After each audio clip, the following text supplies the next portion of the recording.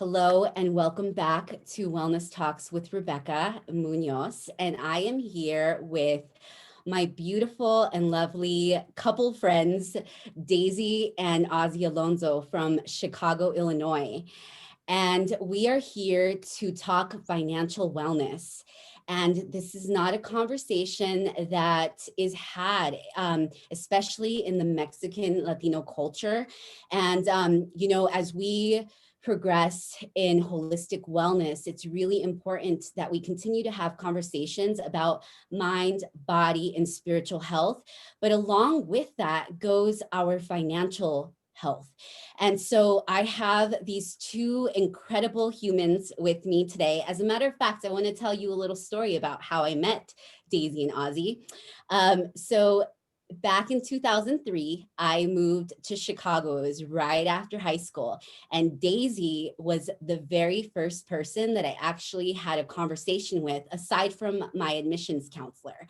And Daisy and I got paired in student housing. So we had a conversation a couple weeks prior to me moving. And, I feel like God always aligns you with the people that you need at that very moment that you need it, or the seasons of your life, right, that you're going through. And I am so grateful for the relationship that evolved over time with Daisy, because she was definitely an asset in my life, taught me a lot about the importance of marketing and just like going out and connecting. And so there was a long period of time where Daisy and I kind of lost touch, because through my moves and through the life transitions that she had, it's inevitable, for us to lose touch. But through the time that we were apart, we were actually growing together, right? And during that time that we were connected, Daisy met Ozzie, and I actually met Ozzie when I was living in LA. So it was just like there were so many life transitions that were happening with all three of us, right? And we were still kind of on that same trajectory. And so, yeah, here comes 2020, and we had the opportunity to reconnect, and we aligned so much in a lot of our belief systems. And now that Daisy and Ozzie are married, how long have you been married? Oh gosh, 2013, like 7 7 years. years. Yeah.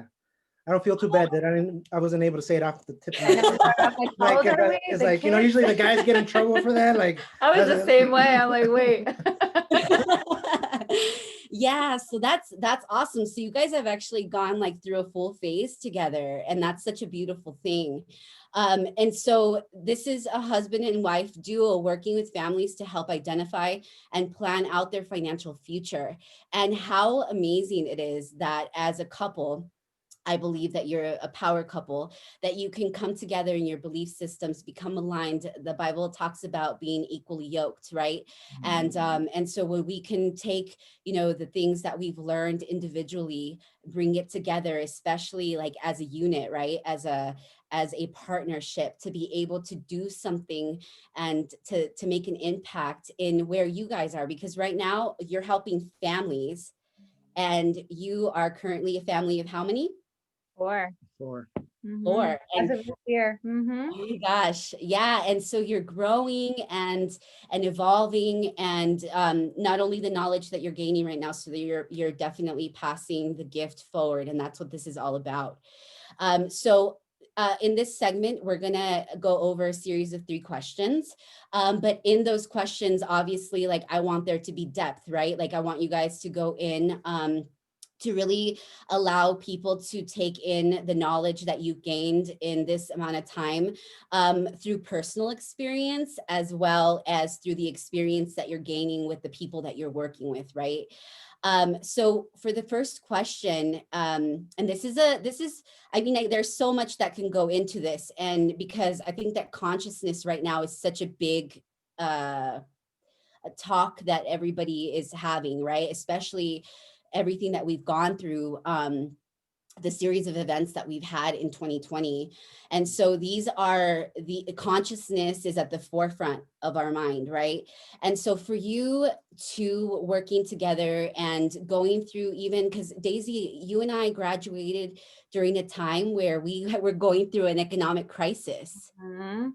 Yeah. Oh my goodness. And even just hearing the timeline of our introduction, like where we started, I was thinking back and like those people that we were when even, when he was in LA, when we were in Chicago, when I was calling you from my room in Bensonville, like, hey, this is me. We're going to live together. Like those people are unrecognizable and have completely changed, like you said, through the time. So I think it was just such a beautiful reminder to know that nobody is kind of like born with this. Like anybody could really, if you want to dive into any space, you can. Like we don't Yes. come from this like, knowing it all. Oh my goodness. Again, the people that we were back then. Wow. Yeah. Yeah, no, yeah. So then going on that, because we've gone, I know that you and I, Daisy, like, I don't know so much about Ozzy because I don't really know like your financial background, but like for me, graduated in 2007, it was like, and we're going to talk about this more in the questions, but having no financial like awareness, right? Like we weren't taught financial literacy.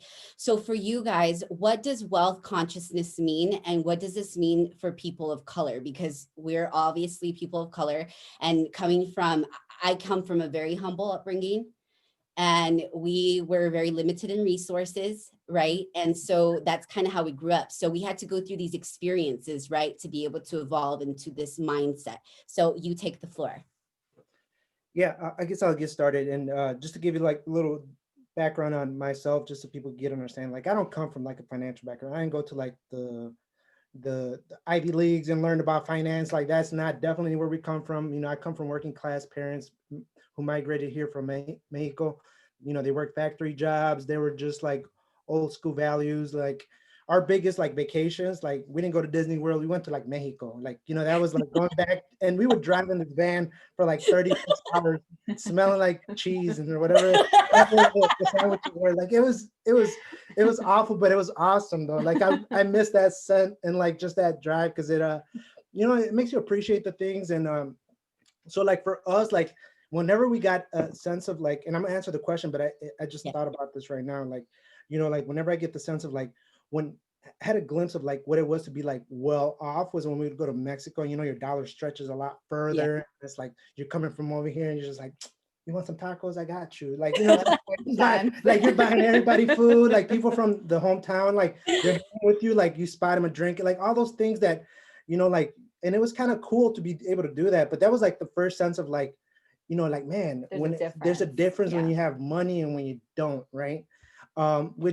But then we came back here and we're just like average, like plain, like middle of the road, if that, Like right? everyone else. Like yeah. everyone else, right? Like we were the type of people that you got one pair of shoes for the whole year and you better make sure you don't ruin them, right? Yeah. Like, and so we started, I mean, I was the person that started working like the day after I turned 16, right? Like that was kind of like, I had to make money because my parents would, like, bless them. I love them. They provided, but when it came to wealth, they weren't the ones teaching it because they just came from a culture where it's like, I needed to come here to come work, right? I needed to come here to come work and provide for my family, which I'm totally grateful for. I'm super blessed that I even had that opportunity, because if I was still living in Mexico, I don't even know what that opportunity would look like, right? But when I talk about like the wealth consciousness is the fact that, just thinking about like, when you think about consciousness, like something you have to be aware of, like something you have to be like, at the top of mind. And the thing is, when we don't think about wealth in that sense, it's never going to happen for us. You know what I'm saying? Like it's just those things that if like I forget where I read this from. It's like money doesn't go where it's not wanted. Like it's never gonna come to you if you're not attracting it, you're not in the pursuit of it, right? Like those are the things you want to bring into your life, and you have to just be conscious of like, all right, where do I want to be? What kind of wealth do I want to create? And those type of things that really those conversations never happen in working class families. They were more like money is a taboo issue. Like you don't talk about money. You've never heard about like investing, building assets, none of that stuff. And that's kind of one of the things that, we need to bring to the forefront and have those conversations, especially like in minority communities, because that's largely who we work with. And it's just,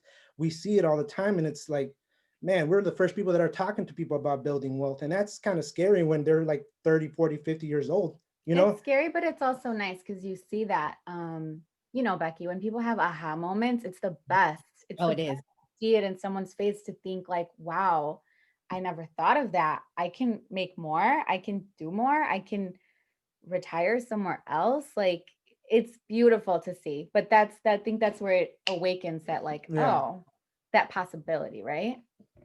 Absolutely. Absolutely. So do you find that there is a bigger percentage of people of color that come from that background where they have no financial literacy and they're learning as they go? Because if you're talking to people in their 50s, I mean, they've lived generations upon generations with these bad habits that we're not taught to break. And so what is the biggest aha moment that you experience when working with your clients?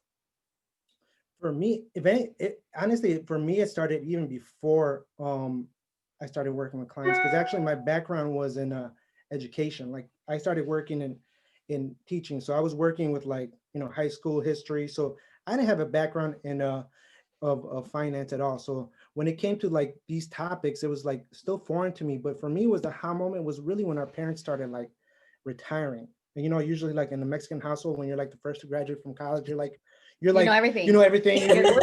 You're supposed to read like legal stuff and all that stuff, like right, like Medical documents, like everything, all the fine print. like I copied and pasted my way through college. Like you gotta give me too much credit to a brother that really just wanted to get those C's to get the degree, right?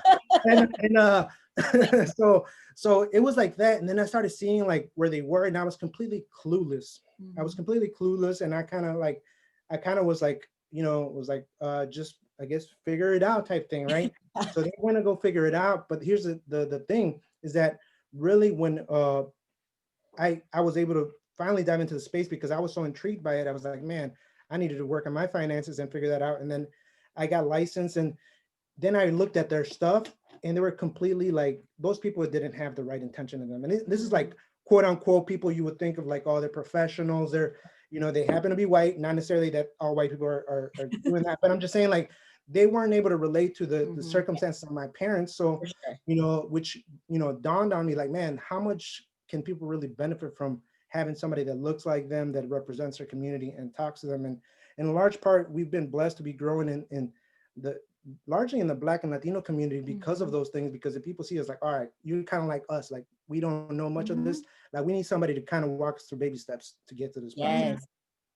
Yeah. And do you find that these people are, because, money talks are not easy, especially like in our society, in our communities, right? Because, if you have the financial literacy, you're a businessman like Donald Trump, Robert Kiyosaki, right? Like all these people that have that financial wealth, have that financial background, and it's kind of been a part of their life for generations. I know Donald Trump comes from a lot of money, but like, what do you think is the biggest reason why people tend to like revert back to not wanting to know? Because oftentimes that fear debilitates us, right? And we won't even have the conversation. We won't allow people to help us. So do you find that there's resistance in the community that we operate in? Yeah, absolutely. And I think it comes from like a lack of not understanding and not wanting to be vulnerable. Like nobody wants to show the skeletons in their closet, right? Absolutely.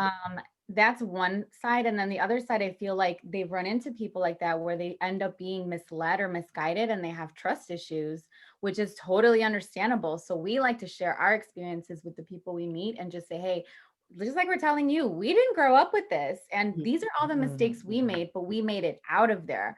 And we have a blueprint, a roadmap we could show you. Your situation's different, but we still believe there's hope and you can get out and you can reach your goals. So I think the fact that we work together helps a lot because I think, like you said, like money conversations, there's a lot of stigma around that, but there's a husband and wife that are coming and saying, hey, this is how we overcame this, and this is how we're working together. It almost gives people the sense of like, okay, maybe they're onto something. Let's at least hear them out. And I think we've done a pretty good job of relating again from our mistakes with people that they feel like, okay, they're not just out to like, I don't know, scam me out of something like, oh, they've actually been there. They've been paycheck to paycheck, even though we were making good money. They had no savings at some point. They were in debt at some point and now they're not. So let me see what else you got. You know what I mean? Like, how can I do that you did, So there's hope in that vulnerability that we like to share with our clients too. And yeah, and to add to that, you kind of mentioned it, there's these deeply rooted beliefs that were stemmed from somewhere. Like at some point, maybe because you didn't have money, that was not easy for you to talk about. So it's a lot of that, like those things that really that you confront at the beginning. But I think once you kind of like show them in a way that is more, you're like opening yourself up where you're not necessarily like you're trying to do it. They also could see like if you're doing it from the goodness of your heart, you know, like that's the other stuff. For like, if I'm really coming at you like, hey, I really want to help you. If you don't do anything, you don't move forward, that's fine too. Like, I just want to make you aware of what's available to you. And I think that's also like, people could see that, right? They could see somebody who's trying to sell them, shove something down their throat, and somebody that's really trying to help them. And I think that's the Help other and guide. piece, Yeah. the other piece to it. Wow. Sure. And that's a really good point, because I think that when you go through, there's a difference between learning something from a book, and there's a difference from learning something from experience. And I truly believe that experience is more valuable than what you read, because when you read something and you apply it and you experience what that's like and you know it for yourself, then that's a better way to be able to resonate with somebody. So like, I've been through so much financial struggles. Do you know what I mean? And I have no problem in saying that, because this will go into my next question. What is the biggest mistake besides spending it on things we don't need, that people make with money? So like, from my experience, I never really looked at my purchases as a liability versus an asset. Mm-hmm. So I was just spending because I was coming from a very limited mindset, where I remember reading Secrets of a Millionaire Mind and thinking, oh my word. Oh my word. You know what I mean? And so like, what to you is the biggest mistake that people make when spending their money? Yeah, I think one of the main things. Such a good question. Yeah, it's a good question. So one of the main things I think that people, not so much that they do, is that they don't do. I think it's like the cost of waiting. Like there's a cost of waiting. You know, like, as we know, the only like finite resource that we all have, like, we could always go get more money. You can't get time back. You know what I'm saying? Like, you can't get time back. You can't. That's the one thing that you can't go back and you could buy more of it if you're wealthy, but at some point, like, there does get to a point where you might be too far in the game to catch up to where you want to be, right? Like, you know, some of these people who might be a little bit older in their 50s and 60s, they didn't plan for it, and now they're looking at, you know, retirement or whatever the case may be. So I think the cost of waiting is a big one, that because, you know, we're in a sense like the paralysis of analysis type situation, where we're like, oh yeah, I should do something, but timing's not right. You know, like, I have this, I have that, I have all these other things, when it's like, as we know in life, like, timing is never right, right? Like, you know, and I could bring it to another perspective. Like, we have kids.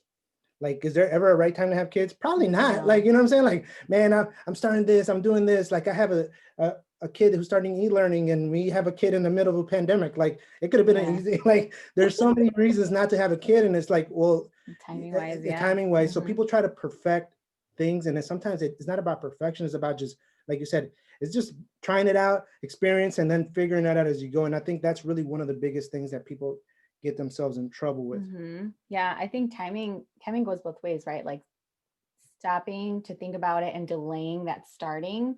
Mostly like in investments, I know we hear a lot of clients who say like, oh man, I wish I would have started sooner. You know, that's a big common thing that we hear. But also like delaying time to pay things off. I mean, think about all the interest that you waste in just thinking like, oh, well, I'll just wait until whatever, like I could pay it off now, but I'll just wait. And it seems like it's just minute, right? It's so small, it's insignificant. But when you step back and you look at the bird's eye view, there's so much money that could be saved and reinvested elsewhere. So I think time definitely is huge when it comes to mistakes that we make, you know, like if we went back, Becky, if you saved $50 at the very minimum from every paycheck you ever earned and like invested it in like a mutual, like how much money would you have right now? You know what I mean? And that's awful. And I mean, again, we're on the same boat. We wish we had that on our side when we started working that day after 16, because I did the same thing. I got a worker's permit so I could make my own money and buy my own things, but never thought about investing it at such a young age, man. Yeah. So Good. But in hindsight, now we could do that to our kids, right? Like if they start working, teaching them those things. And kind of one of the things I know you were mentioning about how, like the delay of like doing something. And also like, we also take it, the other thing is like, we take advice from the wrong people.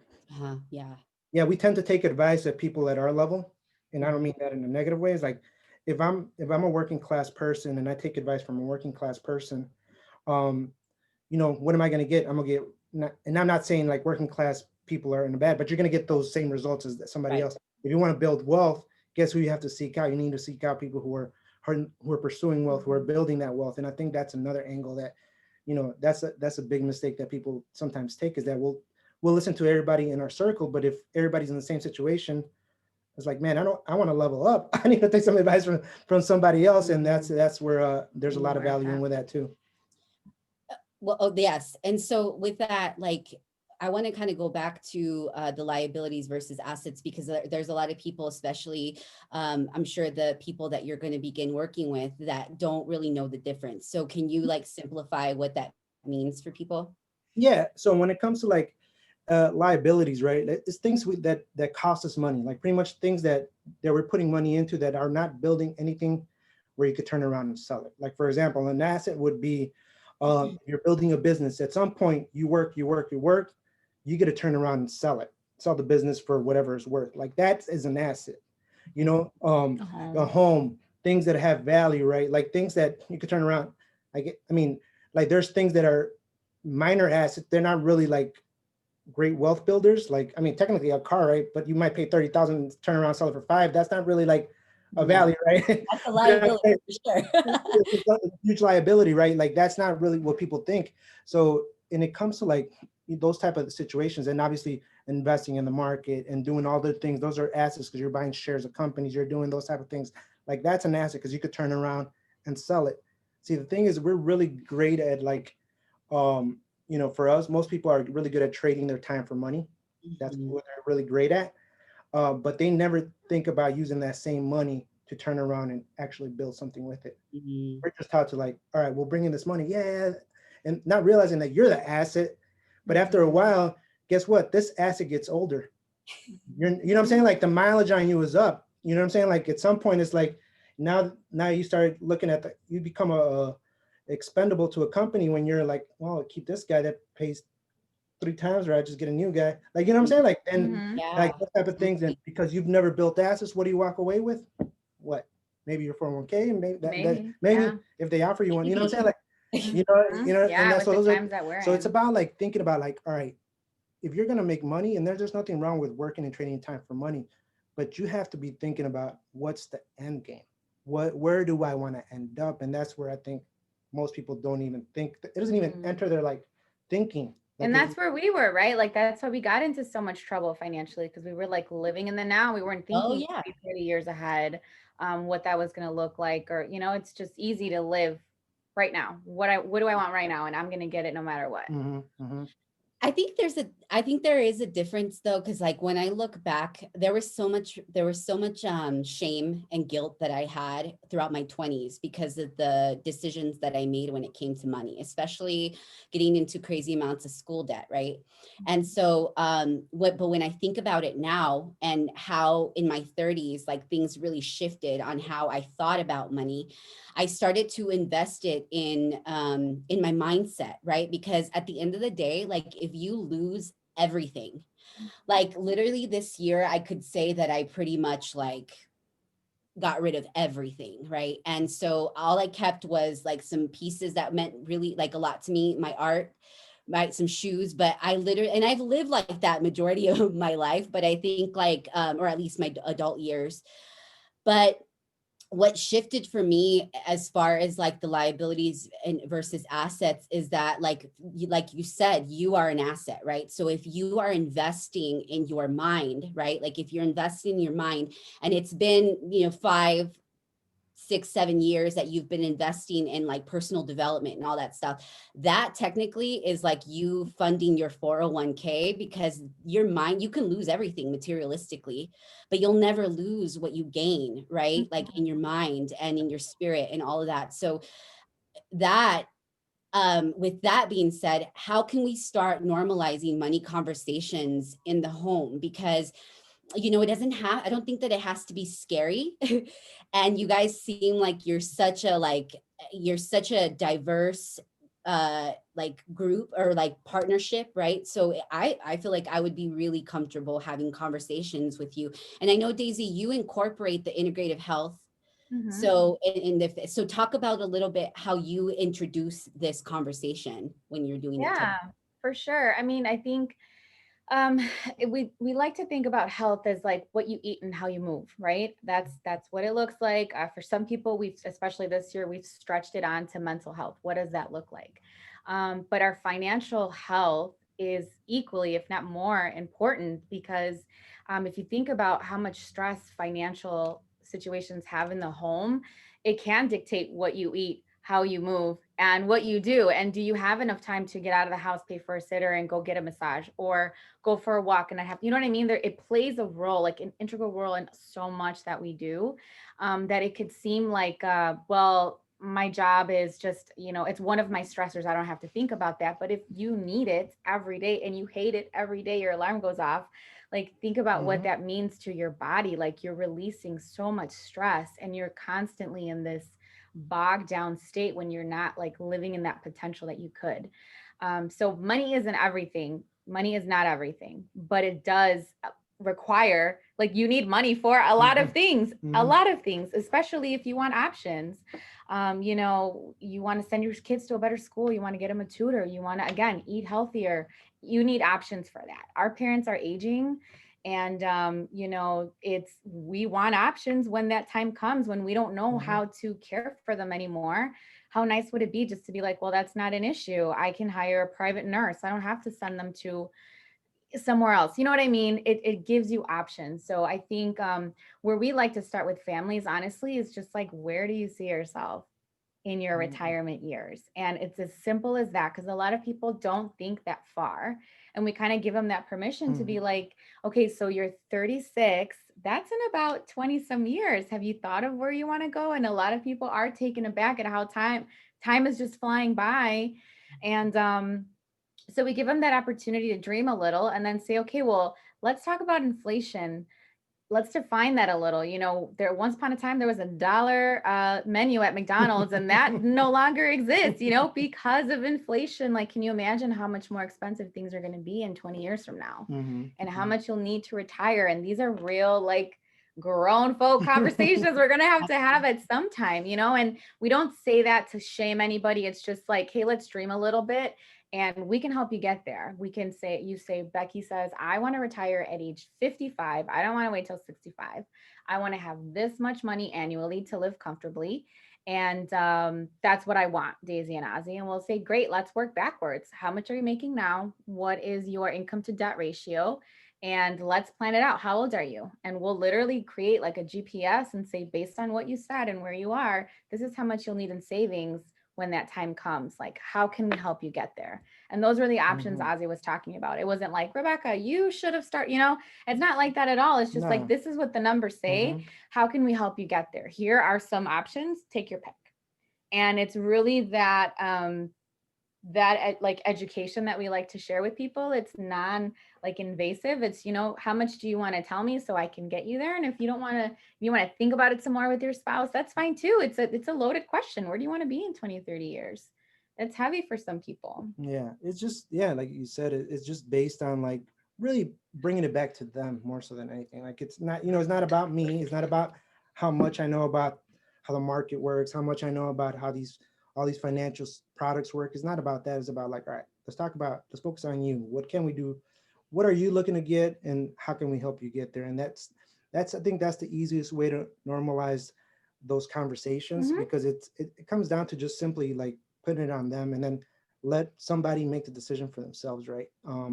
But even, you know, what Daisy was talking about, like, you know, in this money, like you said, money isn't everything, but money determines a lot of things, right? You know, well, I think I forgot who I was listening to. Might have been like Tom Billy or somebody. He was saying that the biggest determinant of success for most people, financial success, is their zip code. You know, so it makes you think about like where you grew up, what type of things, and those things are determined by money. Because we're outside of Mhm. Chicago. I taught in like some of the rough neighborhoods in the city prior to diving into the space, so I understand that like for most of those people, like, man, if you could put some of those people in different environments, they would totally have success. But it's like because of money. They're living in those neighborhoods because they're financially not in a place to move out. But if you talk to most mothers who have raising kids in some of these very impoverished, high crime rate neighborhoods that, you hear about all the murder rates and all those, I bet you 99% of them would want to move out. Like, I don't think that's a question. But so like, once we make money a big part of the conversation, all the other things could follow too. Right, right. Yeah. So that's really good. And I actually have a question about how you two got to the point where, because I'm not married, and I know that one day I will be, and I know that money conversations, or even just like money financial struggles that people have, often lead to divorce. Mhm. And so I chose to get on that trajectory of where I wasn't going to have someone carry me, or even have to deal with like all of the stuff that I had done in my past, right? Or at least I could be in that place where I can have that conversation and be financially sound, right? Have that mindset where I'm not getting myself deeper into this hole. I'm getting myself out, right? And so we're getting on that same path where we can grow together. But oftentimes those conversations take a lot of, they just take a lot of personal responsibility, as well as the ability to communicate, right? Because communication is key, but it's also having the ability to understand when somebody's communicating. So how did you get to the point where you were able to have sound conversations where you were both on the same page about money? Oh, we just figured this out last week. They're figuring it out. No. No, you're right. I mean, you had the formula. Like, you need transparency. You have to get to a place to be vulnerable, and again, show all your cards and have an understanding, because you don't know what the other person brings to the table. And if there's love and you guys really want to work it out, you'll work it out. But it's not easy. I when we met, I was working, he was working, we got married, we were still bringing in, without kids, pretty good money. We tell people it's tough living paycheck to paycheck. We were like that, even still making good money, because we just weren't aware of where it was going. We weren't telling it where to go. We were just like, you want to eat out, you want to do this, you want to go here, and it was fine. Nobody was holding us accountable. And then we had our oldest son, Celine. He's how old is 6? Oh my gosh. So we had him 6 years ago, and it was that whole experience was so jarring to me. And that's the other thing, like, you never know what life's going to throw at you. It was so jarring to me that I decided to leave my corporate job and be with him all day, and just raise him and go a different route, become an entrepreneur, take a different degree, and go a different way. That took us from 2 incomes to 1. And nobody knows what that's like until you go through it. Like, nobody could have ever told me what to expect. I had to live it, and we were under a lot of stress, and we didn't know why, from spending whenever you wanted to bringing in like your fair share. And me, Becky, I'm like, oh, Miss Independent. But it was like from that to nothing, and having to depend was so hard. It was so hard. It was so humbling, and it was crazy. It was such a crazy time. I don't know how we made it through. And I kind of want to like go back, people some substance too. Like, early on, like, we both come in like from 2 different career paths. Like, we both came in with our own money in a sense, right? So that was a challenge right there, because you're both treating it like it's my money and your money. This is my, yep. You know what I'm saying? And you're supposed to like be married and create this world together where we become one flesh and all the other stuff, right? Like, you know what I'm saying? But hold on, not my money though. You know what I'm saying? Like, we're gonna split, we'll go down to half and everything. So there was that challenge initially, like so it was like we had to kind of change the old programming, was that we're kind of both independent with our own money. But now it's like, when you come together, at some point you're either going to treat it like like a one company or like two companies. That's kind of the way I visualize it. I think of it like if you're a, you know, like you're a corporation, right? There's two departments in the corporation. Maybe this department makes 60% of the revenue, right? And this person brings in 40% or vice 70%, 30%. Sometimes it's 100 and 0%, right? But that department is still valuable because they still bring something. They make the whole corporation run. And sometimes when we treat it like, well, this is the more valuable than this, that's when you get in trouble. See what I'm saying? You got to learn how to like really look at it from like a CEO standpoint and put value where it comes from and really start seeing it like, all right, this is our money. What can we do to make this corporation flourish? In this case is, you know, Ozzie and Daisy, Alonzo Incorporated. How do we make this flourish? Like we can't look at it from ego, and it's just really removing that ego from that standpoint. And it is not easy. I'm not telling people it's easy because it's like, you know, you want to get your things, you want to do things, and you might have to put off some things because, you know, there's responsibilities at the table that you got to take care of. And you know, you gotta adult real fast, you know, like where it was like, you know, check comes in, you want to go shopping and do all that. Like when you got kids and all that, like that all changes, man. But and not to say like working couples couldn't have their own check. This is not what to say that at all. Like, you know, whatever works for each family, as long as there is, assuming you're planning to be with this person forever, that there's like a common goal you're working towards instead of independent goals that are just, you know, dividing the home underneath it all. And it's just tough to sync that way, you know? Yeah. And even like making sure you include the other person in the conversation too. Because when you make decisions without the other person, then, you know, you're just shutting some communication. You know what I'm saying? Like you're shutting them out from the boardroom. You know what I'm saying? Like they want to be part of the, they want to see part of the boardroom. They might not even want to say where that money needs to go, but they just want to know. They just want to know. Yeah. And you know what? You hit it on the nail. I think that, you know, looking at it as I hate to say this, but looking at a marriage as a contractual agreement, because then you guys both keep your contract alive and you're both doing your same, the part. So maybe at one point you're doing 60% Ozzie and you know, you're only doing 50 or whatever the case may be. And then you're always like kind of helping each other elevate because it's not always going to be 100%.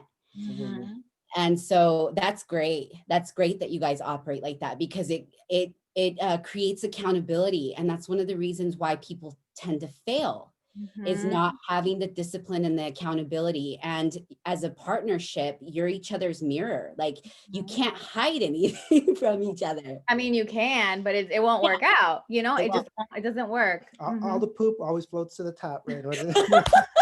Always floats to the top, man. All the crap. I love it. You know what I'm saying? Like you be at the pool, eventually it's gonna come up, man. So that's what I'm saying. It all it's all gonna show his face. Everything comes. This is awesome. You can tell this isn't scripted. Hey, man.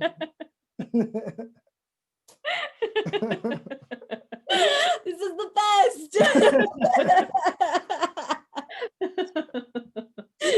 So you know what? Like I learned by trial and error. I'm gonna tell you that. You know, like I know you guys, I know Daisy for sure. Girl.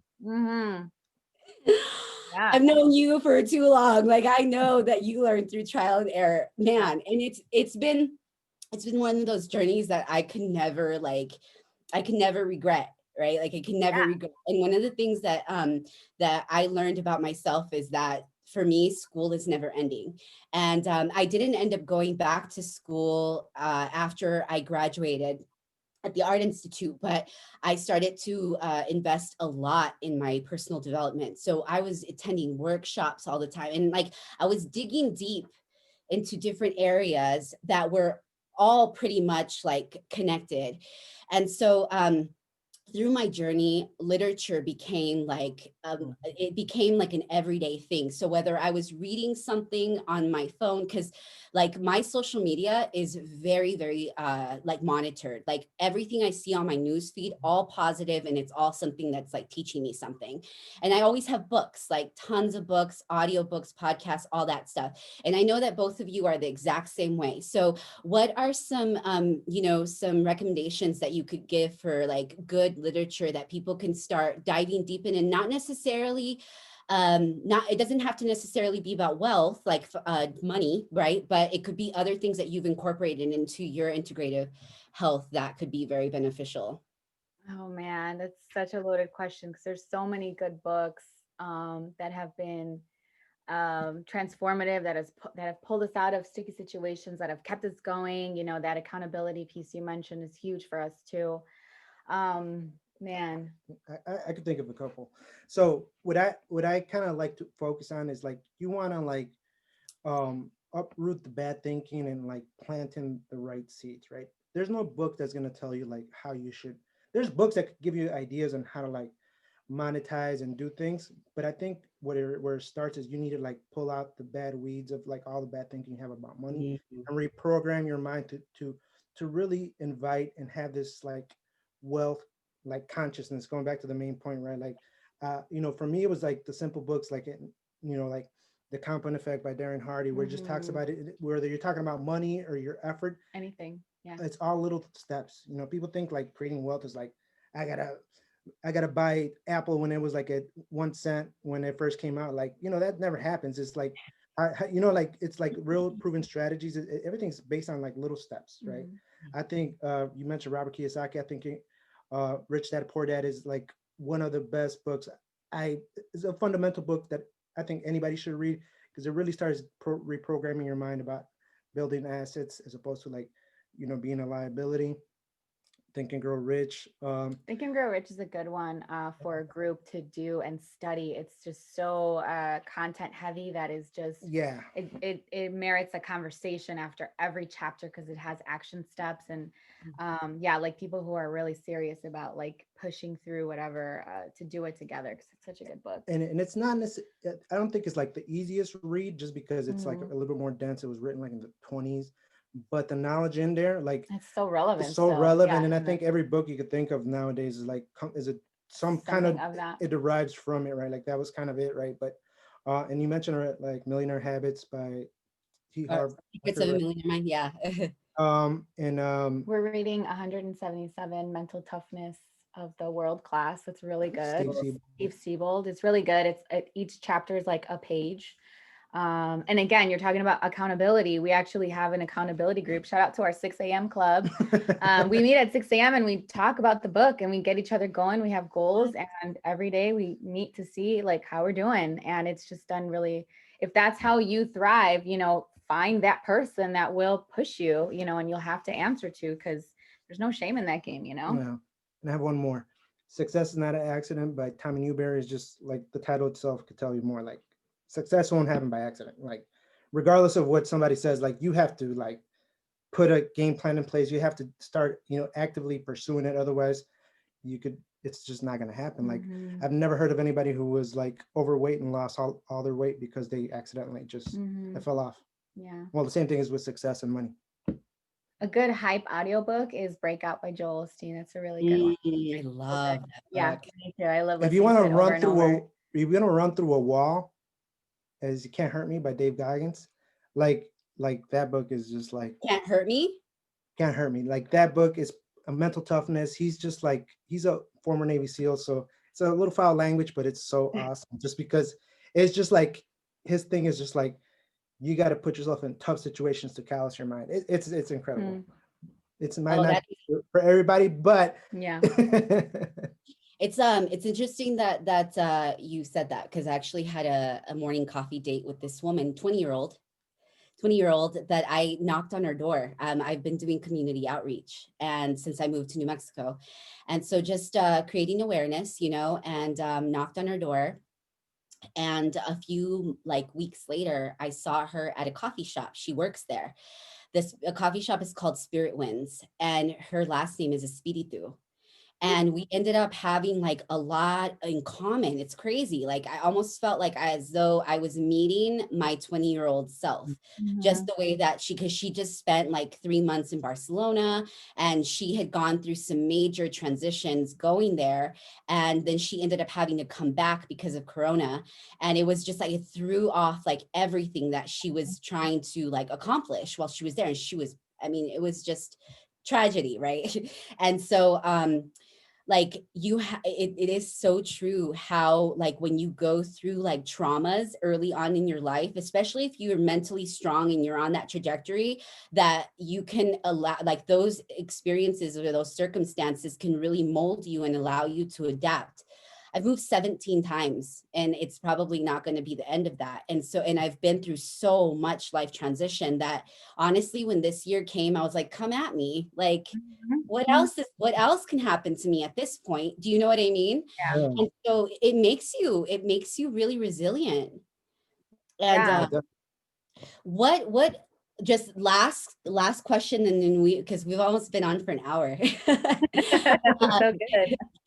I know you guys work with families, but there's a lot of, you know, millennials and people like in their already teens that are still getting married and transitioning into that family life. So what piece of advice would you give like a millennial, for instance, that is just getting started, or even you know, someone that's in that next generation where they're just going into college, do you know what I mean, and they don't have any financial literacy whatsoever? Like what piece of advice would you give somebody that's just starting out? That's good. That's good. So yeah, we work with families, but that, you know, we wouldn't turn away people who are not in a family. Uh-huh. I think I would, we make it simple for a 5-year-old to understand that if you have money, you save some, you can have some to spend, and then you tithe some. Those are our principles. And so he knows when he has money, it's not all going to the Target or Walmart, you know, where that's how I was when I started working. My first check at McDonald's was $70, and I blew it at the mall like that. And it was just my deprivation of like wanting to catch up to my society, my surroundings, right? So he now knows that it goes places and it'll pay dividends in the future. And even then, if he has X amount, that little sliver to spend, you know, don't spend it all. You can keep saving and it'll be more spending money if you just hang on to it. So, so just the value of planning it out, because if you don't have a plan, you will plan to fail. You don't fail to plan, you plan to fail. Absolutely. So let's set out a plan. Let's look at your budget. Let's see how we can make this work. Being in college is tough when you don't have income coming in, or if you do, it's really tight, right? So even still, we could work with something. So have a plan and know where you want to go. Yeah, and one thing I would add to that, just like seek out some kind of mentorship when it comes to this. Like, and I would recommend, even though if you're not necessarily going to go into business, I would seek out like some mentorship, because you know, like business people, whether it's a small business or whatever, they know what it takes to like go from zero to something, to build something. And even though, like I said, going back to the main point, you almost got to treat your income, your ability to make money like a company. Like, you know, you got to be the CEO of yourself. And it's, you know, it's always good to have those conversations and surrounding yourself around the right people. It's your responsibility. It is. It will always be your responsibility. Nobody else's. So yeah. Absolutely. Yes. Personal responsibility is the key to like changing your life, really. Because at the end of the day, we're all wealth consciousness creators. I like to say that money it's a source of energy, and that when you circulate it with divine responsibility, it grows to infinity. It's like depositing into the energetic 401k. And when you think of money that way, you tend to be so much more responsible. And I'm so grateful that, although, you know, it took me a while to learn that lesson, that I learned the lesson. And and it's just, you know, going up, right? Because you can't, like, once you have a blueprint, once you have a plan in place, like, there's really, I mean, yes, you can veer, because things are going to happen. Like, we're always going to kind of veer off the path a little bit, but with that knowledge, it gives you the opportunity to come right back and then keep on moving upwards, right? So, oh my gosh, this was awesome. Where can people find you? And I'm actually going to put your information on the description box. So, but either way, let us know how we can find you. Yeah, we're social on Instagram, on Facebook. We do have a website. It's sanamente.com. You can put it on the description. It's actually sanamentehealth.com. Mhm. Kind of long, but But yeah, I'm at Ozzie Alonzo. I'm like that on Facebook. and Instagram. We'll put them on the We'll put 'em on thing. there. Yeah. Yeah, social. That's probably the easiest way. But yeah, thanks for having us Yeah, on. this was awesome. I love Yeah. it. It was Yeah. so awesome. I love it. And I could, where we've you just yeah. trigger stuff. I mean, I could have gone for another hour. Yeah. But nah, we Yes, appreciate well, we're it. going to have to do this again. I really appreciated your time, your insight, your wisdom. The older that we get, which I feel like I'm 35 and I'm like at 15 again. Man. That's Yeah. honestly, like we have the ability to, with that consciousness, we have the ability to age backwards, right? And start to live a Yeah. long life. 1000%, man.